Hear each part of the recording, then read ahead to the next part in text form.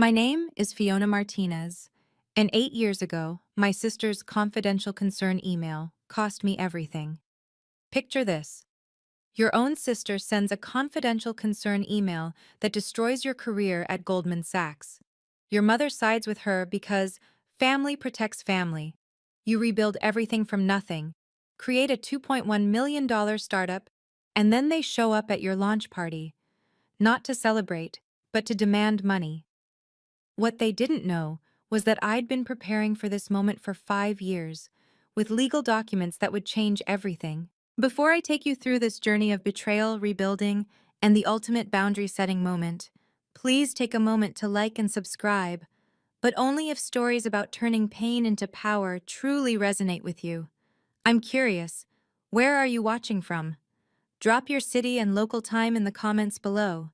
Now let me take you back to where it all began, in a gleaming conference room where my voice was about to cost me everything. The Goldman Sachs conference room on the 47th floor had windows that stretched from floor to ceiling, offering a view of Manhattan that still makes my chest tight when I remember it.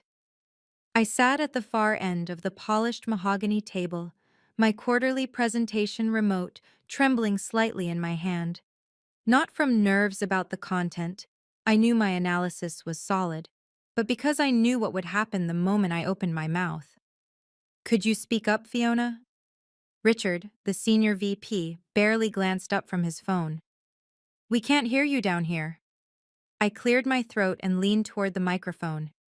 The merger valuation shows a 15% overestimate side. 15%? Tom from M&A practically shouted over me, his voice bouncing off the glass walls.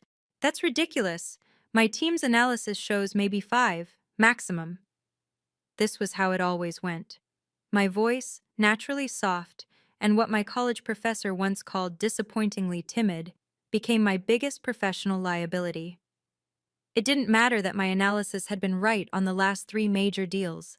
It didn't matter that I'd caught a $2 million error in due diligence just last month. When you sound like you're apologizing for existing, people assume your work is just as weak. The meeting continued with Tom dominating the conversation, using my research points as his own. I made 3 more attempts to contribute, each one dying in the air between my mouth and their ears. By the end, Richard assigned Tom to lead the presentation to the client, my presentation, built on my 60-hour work weeks and weekend analysis. As I packed up my laptop, I caught my reflection in the black screen. 32 years old, 5 years at the firm, and still sitting in the same analyst position while people who started after me had already made associate.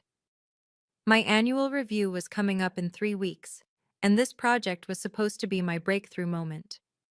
I texted my sister Rebecca that evening. Rough day. That big project I mentioned might not happen. Her response came immediately. Tell me everything over dinner Sunday. Mom's making your favorite. I should have noticed how quickly she responded. I should have wondered why she suddenly cared about my work struggles when she usually spent family dinners talking about her real estate sales. But I was tired, defeated, and desperately needed someone to listen. I had no idea she was already typing notes. Sunday dinner at Mom's house in Queens followed the same script it had for years. The dining room smelled like her famous arroz con pollo, family photos covered every wall, and Rebecca commanded the conversation from her seat at Dad's old place at the head of the table. Closed another property in Forest Hills, Rebecca announced, sliding her phone across the table to show photos. 4 bedrooms, asking price exceeded by 12%. That's my third this month. Such a natural saleswoman, Mom beamed, squeezing Rebecca's hand. Just like your father was. Fiona, why don't you tell us about your work? I pushed rice around my plate. It's fine, same corporate stuff. Come on, Rebecca leaned forward, her perfectly manicured nails tapping against her wine glass. You mentioned a big project. What's it about? Maybe it was the wine, maybe it was exhaustion. Maybe I just needed someone to understand why I came home defeated every day. I started talking. It's a $50 million acquisition, tech company buying a smaller competitor. I've been analyzing their patents and revenue projections for 2 months. I took another sip of wine. Found some major discrepancies in their reported user numbers. Could tank the whole deal if I'm right. Rebecca's eyes sharpened. That sounds intense. Who else knows about this? Just my team. It's all confidential until the announcement next month. I noticed her typing on her phone. Are you even listening? Of course. Just making a note about something for tomorrow. She smiled but didn't look up from her screen. So this could really hurt your company if it goes wrong? It could hurt the client. That's why accuracy matters more than speaking up? Rebecca's voice carried that familiar edge. Fiona, you've always been too quiet for your own good. Maybe this corporate world isn't for you. Mom nodded. Your sister has a point. In sales, you have to project confidence, command the room. They spent the next 20 minutes dissecting my communication style, my career choices, my entire approach to life. Rebecca kept typing between criticisms, her phone screen reflecting off her glasses. When I finally escaped to the bathroom, I splashed cold water on my face and stared at my reflection. Just get through dessert, I whispered to myself. I didn't know Rebecca had already hit send on an email that would destroy everything by morning. Monday morning, 7:47 a.m. I was reviewing my presentation one final time when my phone buzzed. HR wants to see you, now. The walk to human resources felt like a funeral march. Other analysts glanced up from their desks as I passed, their expressions unreadable. The elevator ride to the 30th floor lasted forever, and not nearly long enough. Patricia from HR sat behind her desk with Richard, my SVP, and someone from legal I'd never seen before. A printed email lay face up on the desk between us. Fiona, please sit. Patricia's voice was professionally neutral.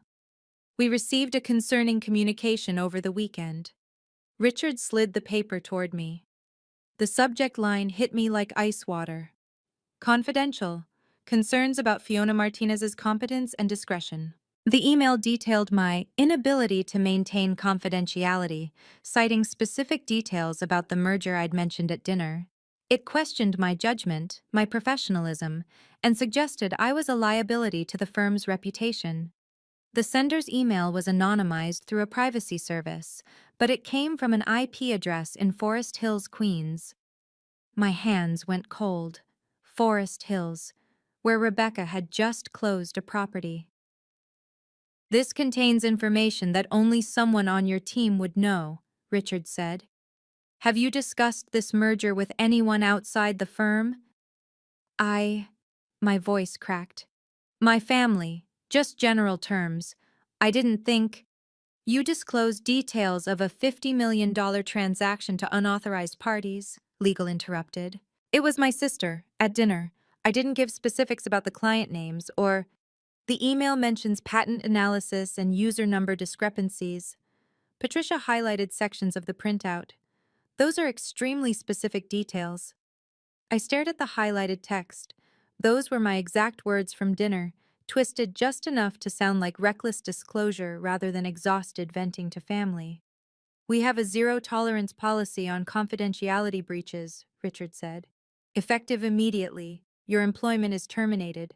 Security will escort you to clear your desk. But the presentation is tomorrow. The client needs to know about the discrepancies. Tom will handle it. Richard stood up. Your access has already been revoked. 20 minutes later, I stood on the sidewalk holding a cardboard box of my belongings, watching the building where I'd spent 5 years trying to prove myself. My phone buzzed with a text from Rebecca. Heard you had a rough morning. Mom's making coffee if you want to talk. She knew. She already knew. I drove straight to Mom's house, my hands shaking with rage. Rebecca's BMW was already in the driveway. Of course it was. I found them in the kitchen, coffee brewing, acting like this was any other Monday. Fiona! Mom rushed over. Rebecca said you might stop by. What happened? Ask her. I stared at my sister, who was casually scrolling through her phone. Ask Rebecca about the anonymous email. Rebecca looked up, her expression perfectly innocent. What email? The one sent from Forest Hills, the one with everything I told you at dinner. My voice cracked. You got me fired. You're being paranoid. She set down her phone. Maybe you shouldn't have been talking about confidential work. I was talking to my family. I trusted you. Fiona, stop this. Mom stepped between us. Your sister would never. The IP address, Mom. It came from Forest Hills, where she was yesterday. Rebecca laughed, cold and sharp. IP addresses can be spoofed. Besides, you just admitted you violated your company's policy. That's on you. You took notes. I watched you typing while I talked. I was checking my listings. She shrugged. Not my fault you're too weak for corporate life. Enough, Mom's voice cut through the room. Fiona, you're upset and looking for someone to blame, but family doesn't do this to each other. She literally just. Family protects family, Mom said firmly, even when they make mistakes. You made a mistake talking about work. Accept responsibility. I looked between them. My mother, who'd raised me to trust family above all else, and my sister, who'd weaponized that trust. Rebecca's slight smirk told me everything I needed to know. You knew, I whispered to Mom. You knew what she was going to do. Mom's silence was my answer. I left without another word. In my car, I called the only person I could think of, Sarah Williams, a woman I'd met at a networking event who ran the Women's Startup Center. Fiona, you sound terrible. What happened? I told her everything. When I finished, she was quiet for a long moment. Come to the center tomorrow. We have a workshop on rebuilding after career setbacks. And Fiona, document everything. Email trails, text messages, all of it. Why? Because sometimes the best revenge is massive success. And when you get there, and you will, you'll want protection from the people who tried to tear you down. 6 months of rejection emails, 6 months of, we've decided to go with another candidate, and your experience doesn't quite match our needs. Word travels fast in Manhattan finance circles. The story had morphed from a confidentiality breach to corporate espionage, depending on who was telling it. My savings account dropped from $47,000 to $12,000. The mortgage application for my dream apartment was denied. I moved from my Upper East Side studio to a shared apartment in Brooklyn, sleeping on an air mattress and eating ramen twice a day. But Tuesday nights at the Women's Startup Center kept me sane. Sarah's workshop wasn't just about rebuilding, it was about reimagining.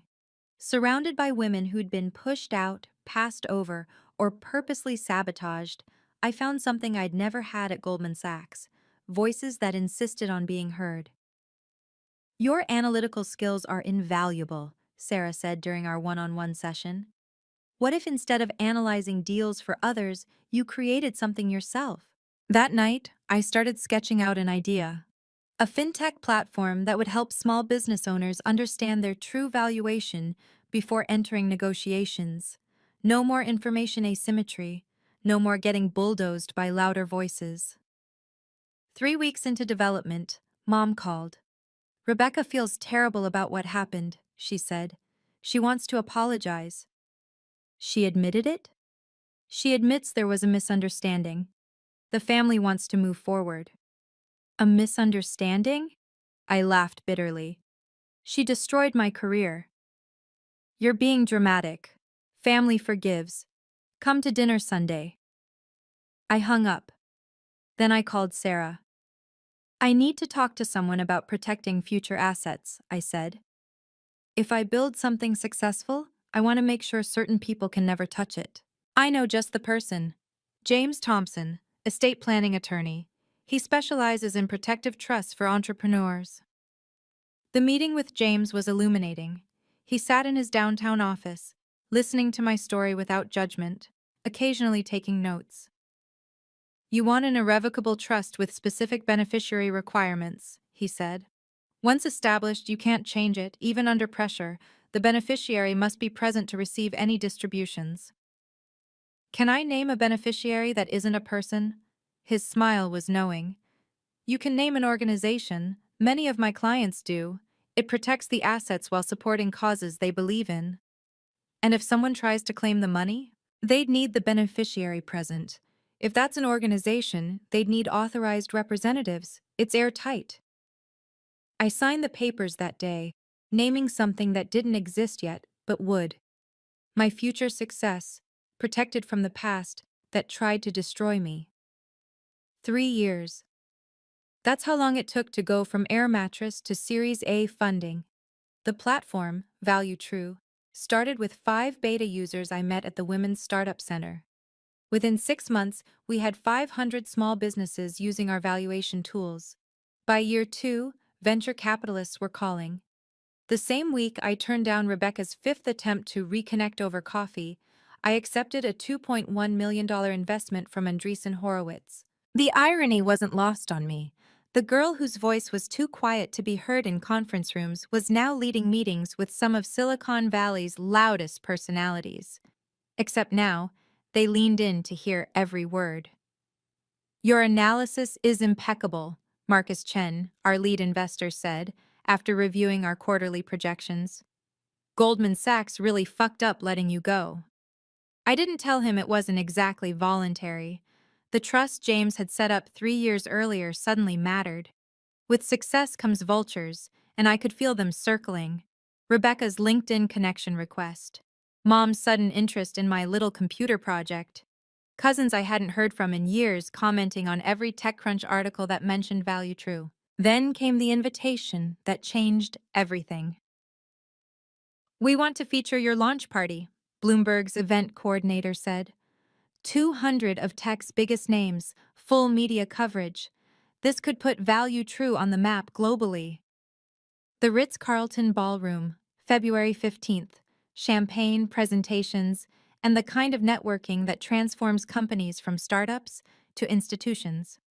I said yes. Then I called James. "I need to make a small adjustment to the trust," I said. "You can't change the beneficiary. It's irrevocable." "I don't want to change it. I want to fund it. $1 million transferred from my personal assets." That's significant. "May I ask why now?" "Because I have a feeling certain people are about to reappear in my life, and when they do, I want to be ready." James scheduled the transfer for February 14th, the day before the launch party. The beneficiary, the Women's Startup Center, had no idea they were about to receive the largest single donation in their history.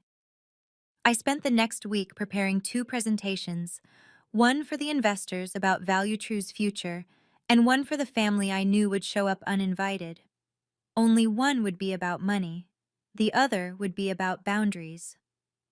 Rebecca texted the night before the party. "Heard about your big event. Mom and I are so proud. See you tomorrow." I didn't respond, but I did forward the message to James with 2 words. "They're coming." If you've ever felt betrayed by family, drop a comment below. I read every single one and it helps me know I'm not alone. Also, what would you have done in my situation?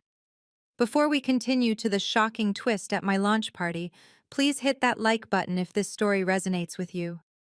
Your support helps other women find these stories of strength and boundaries. Now let me tell you what happened when my mother and sister walked into that ballroom, uninvited but dressed like they belonged there. The Ritz-Carlton Ballroom sparkled with the kind of elegance that whispered money rather than shouted it. Crystal chandeliers cast warm light over 200 guests, venture capitalists, tech journalists, successful founders who'd become mentors. I stood near the stage, practicing my presentation one final time, when Sarah touched my elbow. "Fiona, you have unexpected guests." I turned to see them at the entrance. Mom wore her best dress, the navy one from Macy's she saved for special occasions.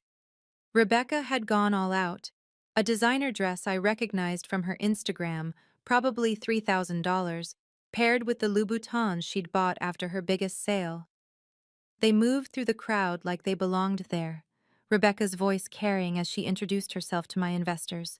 "I'm Rebecca Martinez, Fiona's sister. We're so proud of her journey. Family support means everything, doesn't it?" Marcus Chen looked confused as he shook her hand. He glanced at me across the room, and I saw the question in his eyes. I'd never mentioned family. Not once in 3 years of meetings.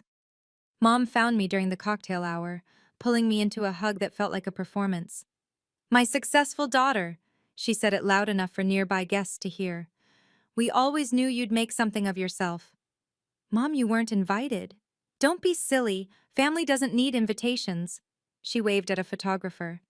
Make sure you get one of us together. Rebecca appeared at her side, champagne in hand. The prodigal sister returns to the fold. This is quite a step up from Goldman Sachs. You mean the job you destroyed?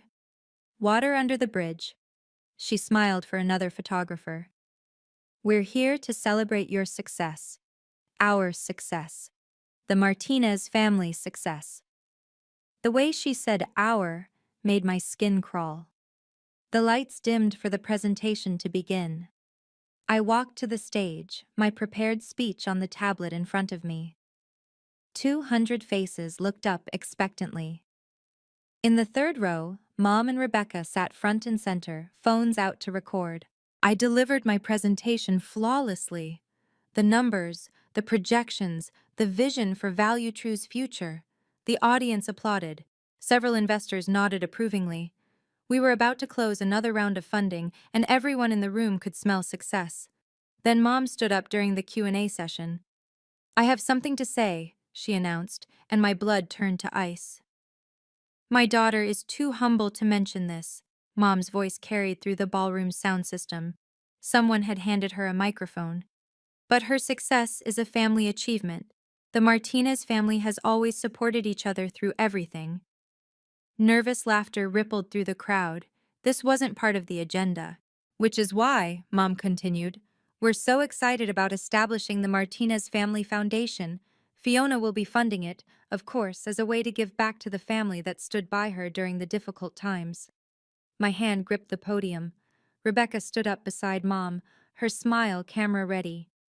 We're thinking an initial investment of $500,000, Rebecca added, taking the microphone. Just to start. After all, when Goldman Sachs turned their back on her, we were there. Family invests in family. The room went silent. 200 pairs of eyes ping-ponged between them and me. Marcus Chen's expression had shifted from confusion to concern. The Bloomberg reporter was typing furiously. I felt the old familiar tightness in my throat, the one that used to silence me in conference rooms. But then I saw Sarah in the back row, her slight nod giving me strength. James Thompson stood near the exit, his phone already in hand. That's an interesting announcement, I said into my microphone, my voice steady and clear. But there seems to be some confusion. No confusion, Rebecca said quickly. We discussed this as a family. We haven't spoken in 3 years. Details, Mom waved her hand dismissively. The point is, successful families share their success. Isn't that right, everyone? She was playing to the crowd, trying to corner me with social pressure. A few uncomfortable murmurs rose from the audience. You're absolutely right, Mom, I said, and her face lit up with triumph. Success should be shared, which is why I need to clarify something important. I pulled out my phone, sending a quick text to James. Now. Since you've made this public announcement about family money, I continued, I think everyone here should know the truth about our family's financial arrangements. Rebecca's smile faltered. Fiona, this isn't the time. You made it the time when you hijacked my launch party. I looked directly at the Bloomberg reporter. And since we're talking about family investments and who supported whom, I think transparency is important. James walked onto the stage, briefcase in hand. Ladies and gentlemen, I said, meet James Thompson, my estate attorney. He has some documents that might interest you. This isn't necessary, Rebecca said quickly, but the microphone caught the panic in her voice. James approached the podium with practiced calm. Ms. Martinez asked me to be present in case of any confusion about financial arrangements. I believe now would be appropriate. Fiona, Mom's voice turned sharp. This is family business. You made it everyone's business, I replied. James, please continue. He pulled out a single document. 3 years ago, Ms. Martinez established an irrevocable trust. Given the public nature of this discussion, she's authorized me to share its existence. Rebecca stepped forward. How much is in it? That's confidential, James replied smoothly. What I can share is that it has very specific distribution requirements. The audience was riveted. You could have heard a pin drop in that ballroom. Whatever the requirements, Mom said, recovering her composure. Family comes first. We'll work with whatever structure Fiona has created. I'm afraid that won't be possible, James said. The beneficiary has already been designated and cannot be changed. When can distributions be made? Rebecca demanded. Only when the beneficiary is present to receive them. Mom smiled, relief flooding her face. Well, we're here now, both of us. I think there's been a misunderstanding, I said, taking back the microphone. James, since my family has made this a public matter, perhaps you should clarify who the beneficiary actually is. James nodded. The sole beneficiary must be present, with proper identification and authorization to receive any distributions. We're present, Rebecca nearly shouted. But you're not the beneficiary, James said simply. The silence that followed was deafening. Mom's face went from confused to pale. Rebecca's mouth opened and closed like a fish gasping for air. Then who? Mom started. Given the public nature of this discussion, I said, I'm happy to share that information. The beneficiary is an organization that actually supported me when my family didn't. Sarah, would you mind joining us on stage? Sarah Williams walked up, her expression professionally neutral, but her eyes warm with understanding. The Women's Startup Center has been the designated beneficiary for 3 years, James announced. As of yesterday, the trust was fully funded with $1 million. Gasps rippled through the audience. Cameras flashed. The Bloomberg reporter was typing so fast I thought her laptop might catch fire. Rebecca's face had turned an alarming shade of red. You gave $1 million to strangers? No, I said calmly. I gave it to family, my chosen family. This is fraud, Rebecca's voice cracked as she spun toward the audience. She's hiding money from her real family. There's no fraud, James said evenly. Everything was done legally and properly documented. Mom grabbed the microphone from Rebecca. Fiona, how could you humiliate us like this? We're your blood. The same blood that got me fired? My voice carried without the microphone now. The same blood that sided with my sister when she destroyed my career? That was a misunderstanding, Mom protested. No, it was a choice. You chose to protect Rebecca after she sent that email. You chose family loyalty over truth. I turned to address the room. I apologize for this disruption to our celebration, but since my family decided to make financial demands publicly, I thought you should all know where ValueTrue's values truly lie. Sarah stepped forward. The Women's Startup Center is deeply grateful for Fiona's generosity. This donation will help us support 50 more female entrepreneurs who've faced workplace discrimination. The audience began to applaud. It started slowly, with Sarah's team, then spread through the investors, the journalists, the entire room. Marcus Chen stood up, clapping deliberately, while staring directly at my mother and sister. You ungrateful! Rebecca started moving toward me, but security had already begun walking toward the stage. Ma'am, we need you to leave, the head of security said quietly to Rebecca. This is a family matter, Mom protested. This is a private event, I said, and you weren't invited. Security, please escort them out. As security approached, Mom played her last card. If you do this, you're no longer my daughter. The room went silent again. This was the moment. The line you're never supposed to cross. The threat every toxic family makes when boundaries get real. I haven't been your daughter since you chose Rebecca's lies over my truth, I said. I've been my own person, building my own family, creating my own success, and none of it, not $1, not one moment, not one breath, belongs to you. Security flanked them on both sides. Rebecca tried to shake them off, her designer heels clicking against the marble as she was guided toward the exit. Mom followed, but turned back one last time. You'll regret this.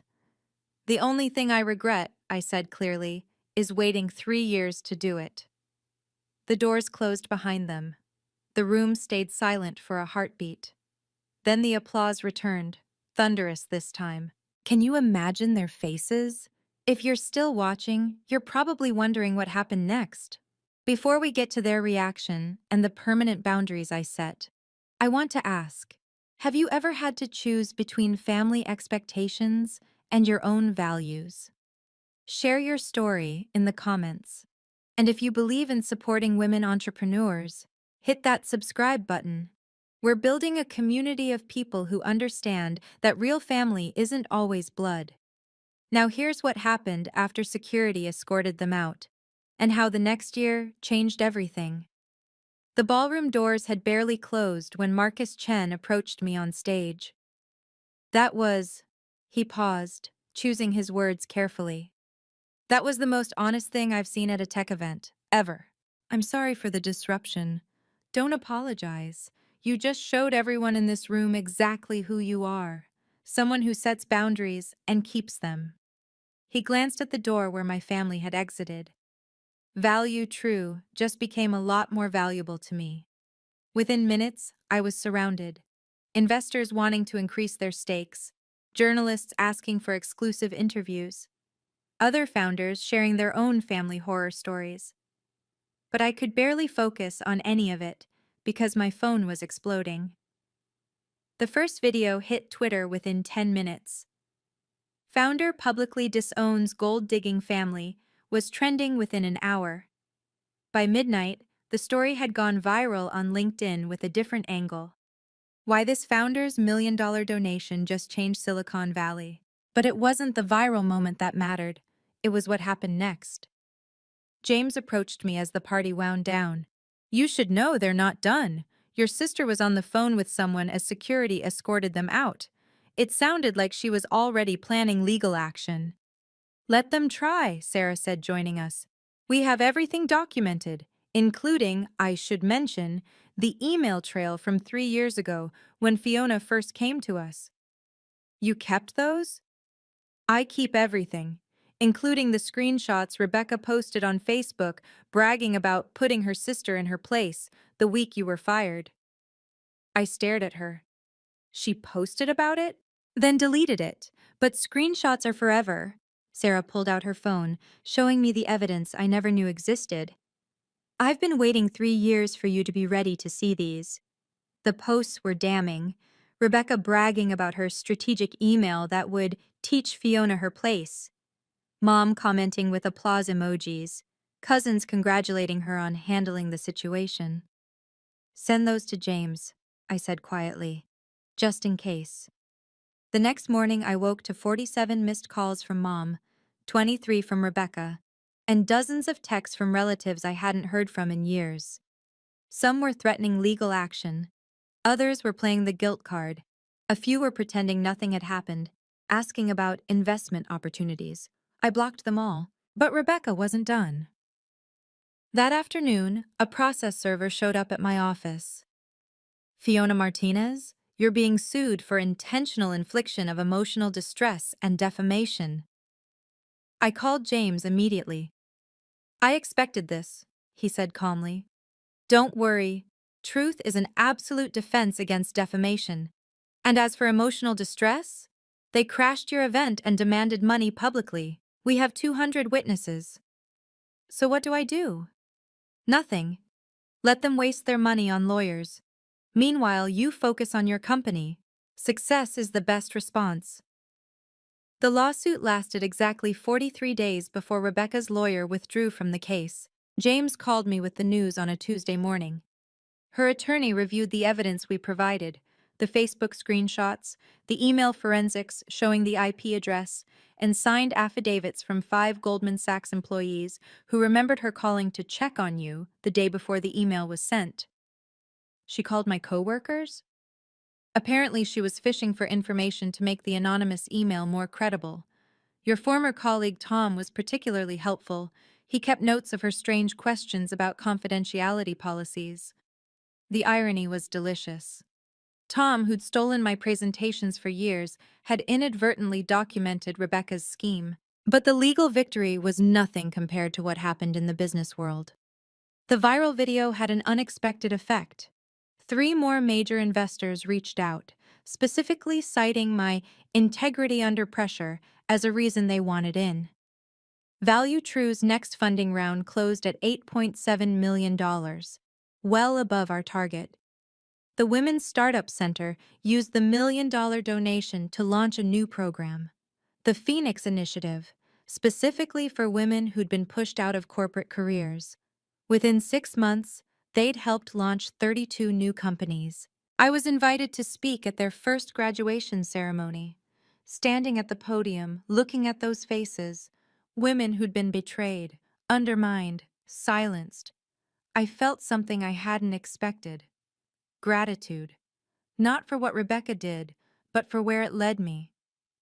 The worst thing that ever happened to me, I told them, became the foundation for the best thing I ever built. A year after the launch party, I received an unexpected email. The subject line made me pause. From Rebecca, please read. Against my better judgment, I opened it. Fiona, I lost my real estate license last month. The video of the party went viral in our industry too. Clients don't trust me anymore. Mom and I are barely speaking. She blames me for humiliating the family. I'm not writing to ask for money or forgiveness. I'm writing because I finally understand what I took from you. Your career, your trust, your voice. I stole all of it because I was jealous of your potential. You were always smarter than me, and that terrified me. I know you'll probably delete this. I know I don't deserve a response. But I needed you to know. You were right to protect yourself from us. You were right to choose your real family, Rebecca. I read it 3 times. Then I forwarded it to James with a note. Please keep this on file, but no response needed. I never replied to Rebecca. But I did something else.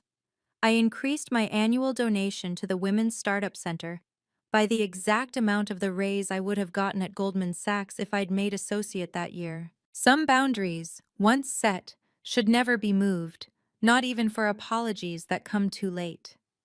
The aftermath rippled through my extended family like a stone dropped in still water. My cousin Elena called first, tentatively. Fiona, we saw what happened. Just so you know, not everyone agrees with your mom and Rebecca. But you all stayed silent when it mattered. We didn't know the whole truth. Rebecca told everyone you'd leaked confidential information. She made you sound reckless. And you all believed her without asking me. Elena's silence was telling. Then, you're right. We should have reached out. I'm sorry. These conversations happened sporadically over months. Aunts who suddenly remembered my birthday, uncles who wanted to catch up over coffee. Each one dancing around the same question, was there any money left for family? The answer was always no, but I said it differently each time. The trust is irrevocable. I've committed to other causes.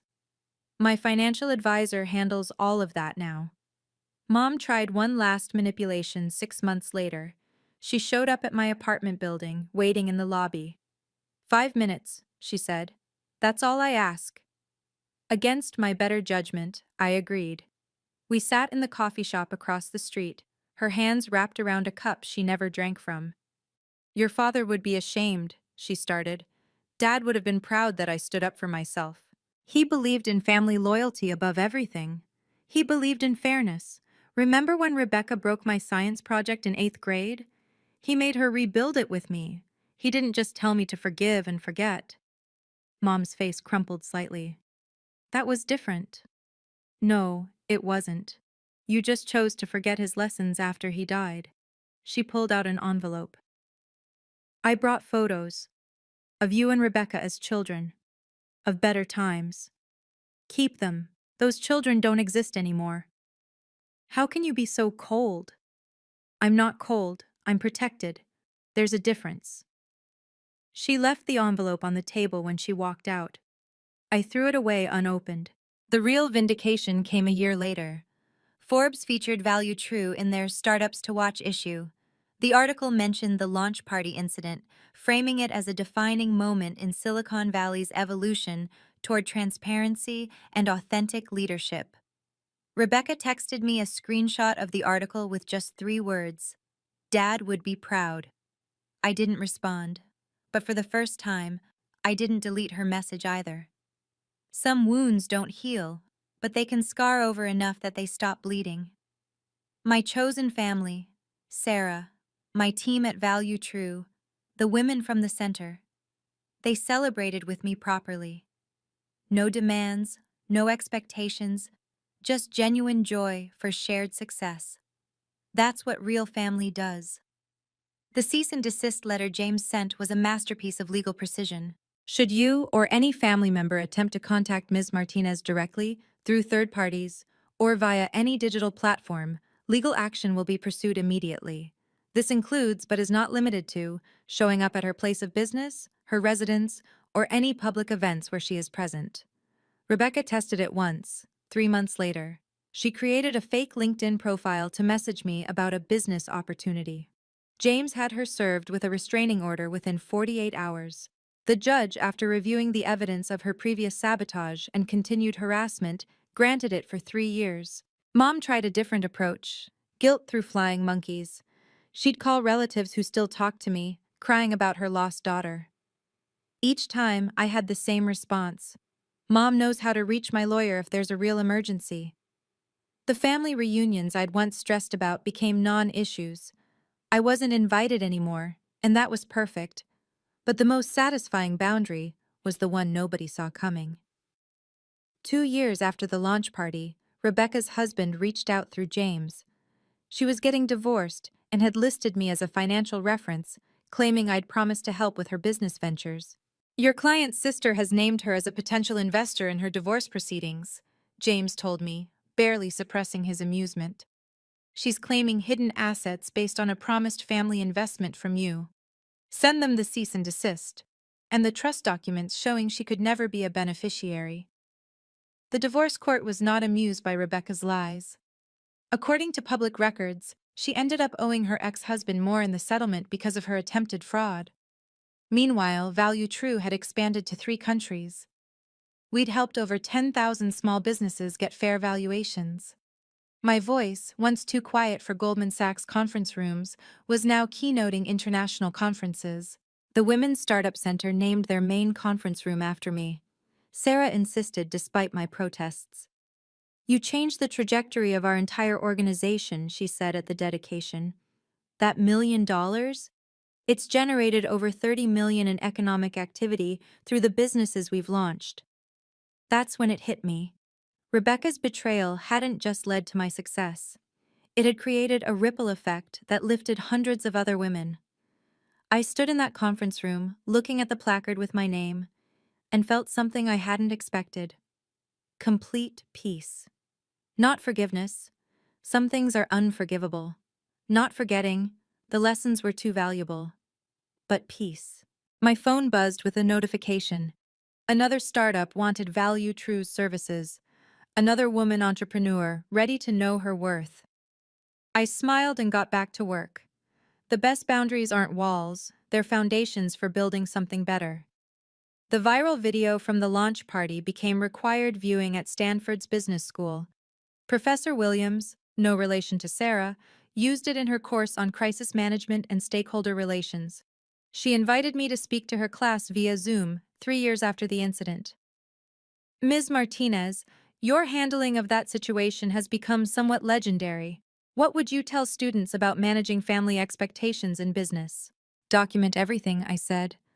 Hope for the best, but protect yourself for the worst.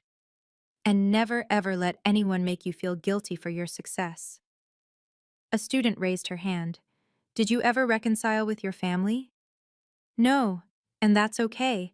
Sometimes the best relationship you can have with someone is no relationship at all. The speaking engagement led to others. Soon, I was on the circuit, talking about boundaries, betrayal, and building success from sabotage. Each time, women would approach me afterward with their own stories. Sisters who'd stolen clients, mothers who'd demanded ownership stakes, fathers who'd tried to control their daughters' companies. The pattern was always the same. Family members who contributed nothing but expected everything. One evening, after a particularly emotional event where 3 women shared stories of family financial abuse, Sarah and I sat in her office planning the next phase of the Women's Startup Center expansion. We need a specific program, I said, for women dealing with family interference in their businesses. The Boundaries Brigade? I laughed. Something less militaristic. How about the Independence Initiative? We launched it 6 months later with another $1 million donation, this time from Value True's Corporate Social Responsibility Fund. The program provided free legal consultations, financial planning, and emotional support for women entrepreneurs facing family sabotage. The first cohort had 60 applicants for 20 spots. By the third cohort, we had 400 applicants. Rebecca must have heard about it. A year into the program, James received a letter from her new lawyer. She wanted to volunteer as a cautionary tale speaker for the initiative. She says she wants to help by sharing her perspective as someone who sabotaged a family member's career, James read, his voice incredulous.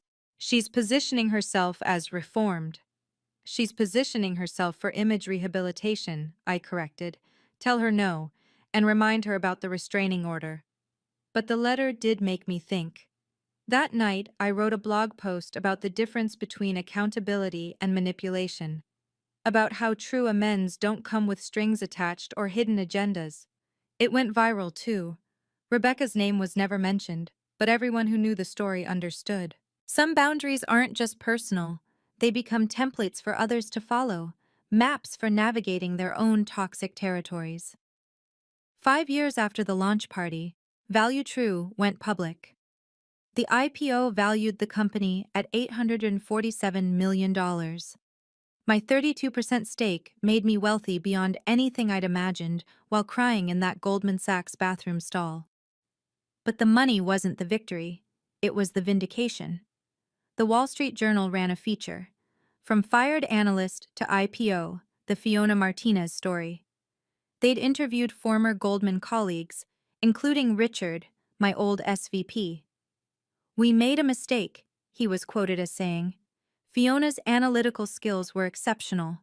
We let office politics and a malicious email override good judgment." But the quote that meant the most came from Tom, my former colleague who talked over me in every meeting. "Fiona's success doesn't surprise me. She was always the smartest person in the room. We just weren't smart enough to listen." The IPO paperwork included a section on family holdings. The answer was simple. None. Mom made one last attempt the day of the IPO. She sent a card to my office. Somehow she'd gotten the address. Inside, in her careful handwriting, "Your father would want us to reconcile. Congratulations on your success. Love, Mom." I kept the card, not out of sentiment, but as evidence. James added it to what he called the harassment file, just in case. The Women's Startup Center had grown into a national organization with chapters in 12 cities. The Independence Initiative had helped over 500 women set healthy boundaries with toxic families while building their businesses. My initial $1 million donation had multiplied into something worth so much more than money. At the IPO celebration, held at the same Ritz-Carlton where everything had exploded 5 years earlier, Sarah gave a speech. Fiona Martinez proves that sometimes the worst thing that happens to you becomes the catalyst for your greatest achievement. She didn't just survive betrayal, she transformed it into a movement. The room was full of genuine supporters this time. No family drama, no ambushes, no demands. Just people who'd earned their place in my life through respect and reciprocity. Marcus Chen, now on our board, pulled me aside during the party. "You know they're watching, right? Your family. This is all over the news." "Let them watch," I said. "Let them see what I built without them. Let them understand that their betrayal was the best thing that ever happened to me." No regrets? I thought about it. One regret. I wish I'd set boundaries sooner. I gave them too many years of my life before I learned to protect myself. "But if you had, would you be here now?" He had a point. Sometimes the path to success requires walking through betrayal first. Today, as I share this story with you, it's been 8 years since Rebecca's email destroyed my career and launched my real life. Value True operates in 17 countries, helping small businesses level the playing field against corporate giants. We've facilitated over $2 billion in fair value transactions. My voice, once too soft for Goldman Sachs, now reaches millions through TED Talks, podcasts, and conferences. But the real measure of success isn't in the numbers. It's in the emails I get every week from women who say, "Your story gave me permission to protect myself." It's in the daughters who tell me, "I showed your video to my mom when she demanded money from my startup." It's in the entrepreneurs who understand that family isn't always who you're born to. It's who stands by you when you're building from scratch. Rebecca still lives in Queens. According to LinkedIn, she's selling insurance now. The real estate career never recovered from the viral video. Mom lives alone in the same house, surrounded by photos of a family that no longer exists in the way she wanted it to. I know these things not because I look them up, but because James keeps tabs as part of the ongoing protective order. "They're living their consequences," he told me last month. "And you're living your life." The trust fund that caused such drama? It's now worth $3 million, still benefiting the Women's Startup Center. Sarah jokes that it's the gift that keeps on giving, not just financially, but as a symbol of choosing your real family. Last week, a young woman approached me after a speaking engagement. She was crying. "My brother leaked my business plan to my competitor," she said. "My parents are telling me to forgive him because blood is thicker than water. But watching your story, I realize that quote is incomplete. The full saying is, the blood of the covenant is thicker than the water of the womb. The family you choose is stronger than the family you're born into." I hugged her.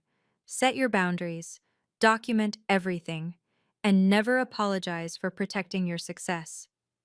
That's my message to anyone reading this who's struggling with toxic family members who feel entitled to your success.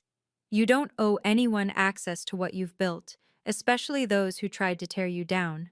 Your achievements aren't family property. Your boundaries aren't cruel, they're necessary. Family isn't about DNA. It's about respect, support, and showing up when it matters. It's about celebrating your success without calculating their cut. It's about love without ledgers. The family that demanded $500,000 at my launch party, they got exactly what they deserved: nothing. The family that supported me when I had nothing, they got everything: my loyalty, my trust, and $1 million donation that's still changing lives. Some people say I'm cold for cutting off my blood relatives, but I'm not cold. I'm free. Free from manipulation, free from guilt, free from people who saw my success as their ATM. And that freedom? It's worth more than any amount of money they could have demanded. So here's my question for you. What boundaries do you need to set? What toxic relationships are holding you back from your full potential? Share your story in the comments. Let's build a community of people who understand that sometimes the most loving thing you can do is say no. Remember, your success is yours to share, or not share, as you choose. If this story touched you, please share it with someone who needs to hear that it's okay to protect your success from toxic family. What boundaries have you had to set? I'll heart the most powerful stories in the comments.